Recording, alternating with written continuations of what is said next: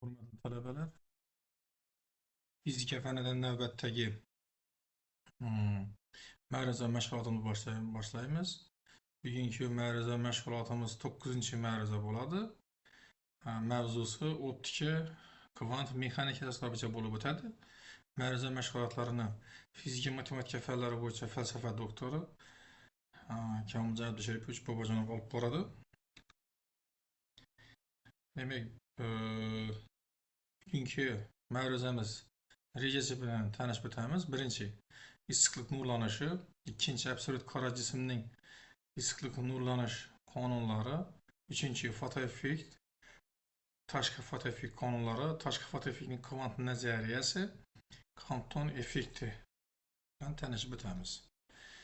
Qizdirilgan jismlarning nurlanishi.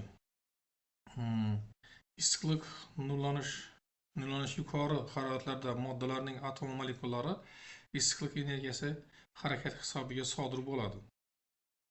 Issiqlik nurlanishda muvozanat saqlanadi. Jism birlik vaqtda qancha energiya yutsa, shuncha energiyani nurlaydi, ya'ni sochadi. Demak, bu yerda ko'rib turganingiz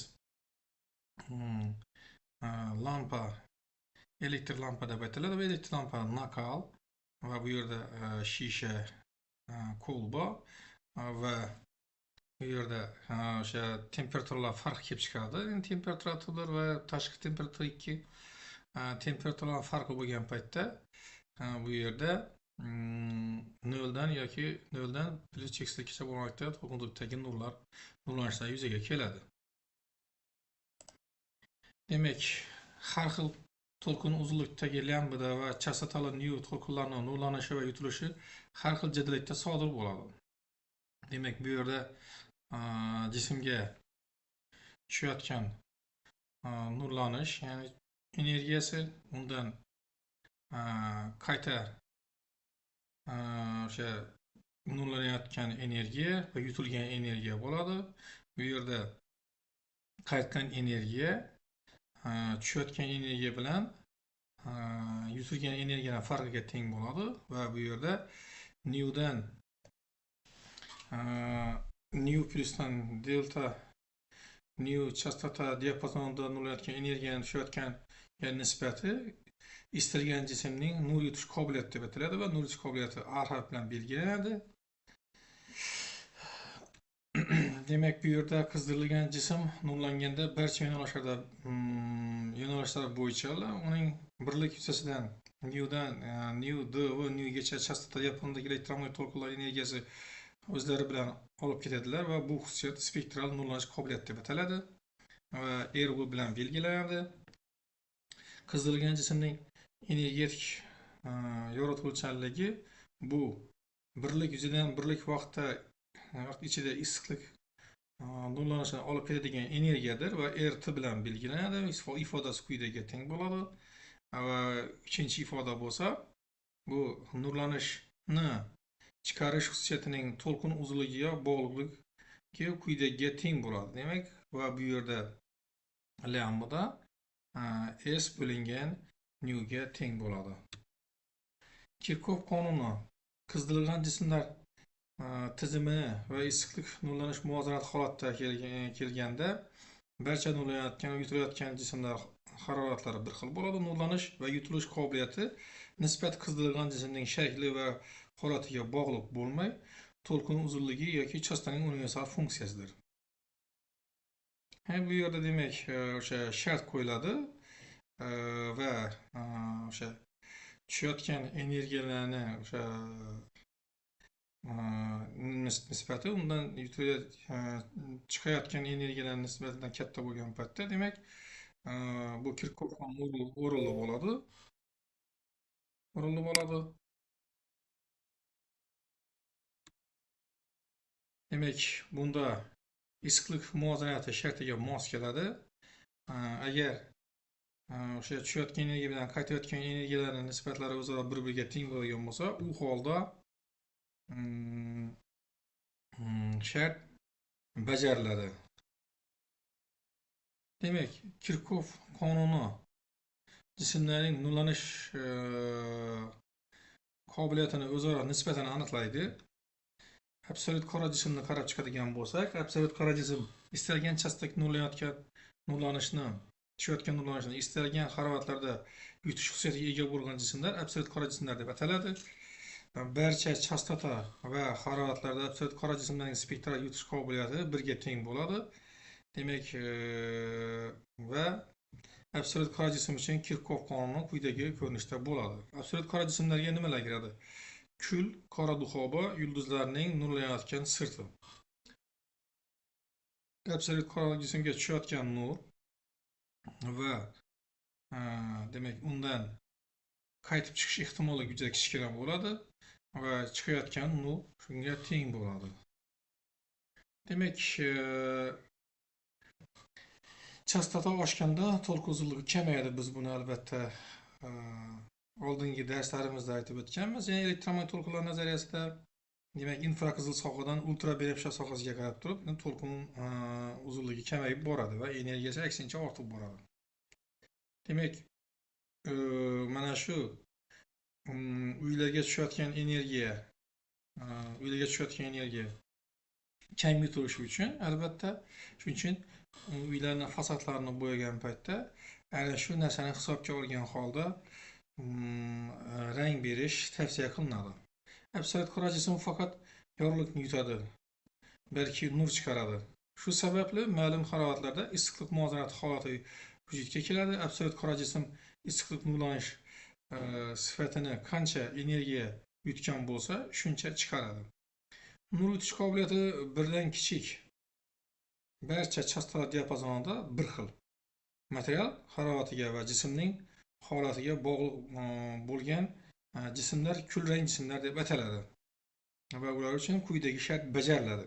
Kulrang jismlarning energetik nur chiqarish qobiliyati chastota bo'yicha integrallanadi va quyidagi natijaga erishamiz.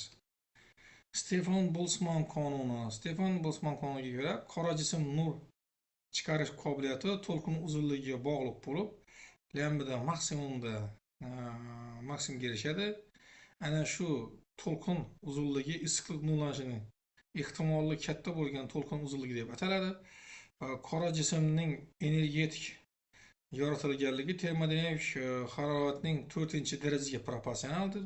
Ya'ni E bu sigma ko'paytirilgan absolyut temperaturaning 4-darajaga bog'liq. Bu yerda o'sha sigma Stefan Boltzmann doimiy deb ataladi va uning son qiymati 5.67 10⁻⁸ watt bo'lingan metr kvadrat va Kelvinning 4-darajasiga nisbatiga tengdir. Wienning siljish qonuni qora jismlarning nur chiqarish qobiliyati RT lambda maksimum to'lqin uzunligiga maksimumga erishadi va termodinamik temperatura teskari proporsional bo'ladi va bu yerda lambda maksimum bu bo'lingan T va bu yerdan nimani T'ni tenglikni chap tomonga o'tadigan bo'lsak, lambda maksimum ko'paygan T bu teng konstant o'zgarmas kattalikni beradi va bu yerda bu Wien doimisi deb ataladi. Demak, Wien qonuni deb ataladigan atalishining ma'nosi absolyut qora jismlar harorat oshganda nur chiqarish qobiliyati maksimumi qisqa to'lqin uzunligi, ya'ni yuqori chastota sohasi tomon siljiydi. Rele, Jins va Wien ifodalari. Bu yerda ko'rib turganimiz RT nu demak bu chastotaning kvadratiga proporsional va temperatura to'g'ri proporsional bo'ladi va bu Rele, Jins va Wien qonuni deb ataladi. Agar buni biz demak integral biladigan bo'lsak, u holda yuqorida keltirilgan ifodaga asosan qizdirilgan jism barcha energiyasi darhol juda katta chastota yoki kichik to'lqin uzunligiga ega bo'lgan nurlanish ko'rinishida nurlanishi zarur. Ya'ni qizdirilgan jismlarning nur chiqarish qobiliyati ultrabinafsha spektral sohasiga juda katta energiya erishib, cheklanmasdan oshadi. Va bu yerda demak bu esa nazariyaning noto'g'riligini ko'rsatadi, ya'ni ultrabinafsha fojiasi deb ataladi va shundan kelib chiqadigan xulosa klassik fizika qonunlarini issiqlik nurlanishida qo'llab bo'lmaydi. Planck gipotezasi 1900-yillarda yaratilgan. Planck gipotezasiga ko'ra, moddalarning nur chiqarish va yutishi uzluksiz sodir bo'lmay, chekli porsiyalar energiya kvantlari orqali sodir bo'ladi. Energiya kvantlari kattaligi nurlanish chastasi bo'lib bog'liq bo'ladi va E0, H0 yoki H taqsimlanadi H omegaga teng bo'ladi va bu yerda Planck doimiysi 6,626 10 darajasi minus 34 joule ko'paytirilgan sekundga teng bo'ladi. Demak, energiya porsiya ko'rinishida nurlangani uchun ossilyator energiyasi faqat aniq diskret, ya'ni kvant butun sonlarni karrali bo'lmagan qiymatlarni qabul qiladi. NH_nu. Bu yerda n butun sonlar to'plami. Klassik nazariyada, demak, ossilyatorning o'rtacha energiyasi kt bilan aniqlanadi. Kvant nazariyasida bo'lgan bo'lsa, bu energiya h_nu bo'lingan eksponenta h_nu kt minusdan 1 qonun bo'yicha aniqlanadi. Kirchhoffning universal funksiyasi nur chiqarish qobiliyati esa, demak, klassik nazariyasida va kvant nazariyasida o'zining quyidagi chap va o'ng tomondagi tengliklar bo'yicha o'z talqinini topadi. Shundan kelib chiqqan holda kichik chastotalar sohasida h_nu kdan juda kichkina bo'lib qoladi va demak bu yerda Planck ifodasi klassik ko'rinishga o'tadi. Fotoelektrik effekt deb elektromagnit nurlanish ta'sirida elektronlarning moddalardan urib chiqarish hodisasiga aytiladi. Fotoeffekt bu ikkita nimaga bo'linadi. Tashqi fotoeffekt, bu fotoelektron emissiya elektromagnit nurlanishga ta'sirida elektronlar chiqishiga aytiladi. Ichki fotoeffekt bo'lsa, bu elektromagnit nurlanish ta'sirida yarim o'tkazgich yoki dielektriklarda elektronlarni bog'langan holatda erkin holatga, ya'ni bog'langan holatdan erkin holatga o'tishiga aytiladi. Endi sizlar bilan birgalikda fotoeffekt hodisasini pit simulyator yordamida modellashtirgan jarayonni video filmini ko'rib o'tsak,